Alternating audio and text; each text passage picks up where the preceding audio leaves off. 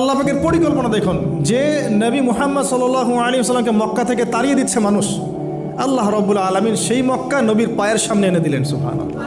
মাত্র 8 বছরের ব্যবধানে যে বদর যুদ্ধে মুসলিমদেরকে একদম নিঃশেষ করে দেওয়ার প্ল্যান করা হয়েছে, ওই বদরেই আল্লাহ রাব্বুল আলামিন আবু জাহেলের মৃত্যু লিখে রাখলেন। যে ইউসুফকে কুয়ায় ফেলে দিল তার ভাইরা, সেই ইউসুফকে আল্লাহ পাক সেখান থেকে রাজপ্রাসাদ, সেখান থেকে কারাগার, সেখান থেকে আবার নিয়ে আসলেন মিশরের পলিটিক্যাল পাওয়ার। আল্লাহর পরিকল্পনা। যে ইয়াসরিব একসময় ইহুদিদের দাপটের জায়গা ছিল, ওই ইয়াসরিব মুসলিমদের পরতলগত করলেন আল্লাহ পাক হিজরত করিয়া।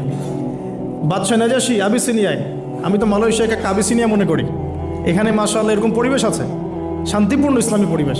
বাদশাহ নাজাশির এরকম পরিবেশ ছিল। বাদশাহ নাজাশি কিন্তু মুসলিম ছিল না, সে খ্রিস্টান ছিল। তারপরেও নবীজি বলতেন বাদশাহ নাজাশির রাজ্যে কেউ জুলুমের শিকার হয় না। সুবহানাল্লাহ। যদিও সে মুসলিম ছিল না, ওখানে ইসলাম নিয়ে গেলেন আল্লাহ পাক, ওখান থেকে পুরো আফ্রিকা ইসলাম ছড়িয়ে পড়লো। সুবহানাল্লাহ। এক খালেদ বিন ওয়ালিদ রাদিয়াল্লাহু আনহু, যার হাতে উহুদ যুদ্ধে বহু মুসলিমের প্রাণ গিয়েছে না, সেই মানুষকে আল্লাহ রাব্বুল আলামিন হেদায়েত দিয়ে 100টা যুদ্ধ করিয়েছেন। সুবহানাল্লাহ। আল্লাহ পাকের পরিকল্পনা আমরা বুঝতে পারবো না, আল্লাহ পাকের পরিকল্পনা আমরা বুঝতে পারবো না। ওয়া মাকারু ওয়া মাকারাল্লাহ, তারা কৌশল করে, আল্লাহ পাকও পরিকল্পনা করে।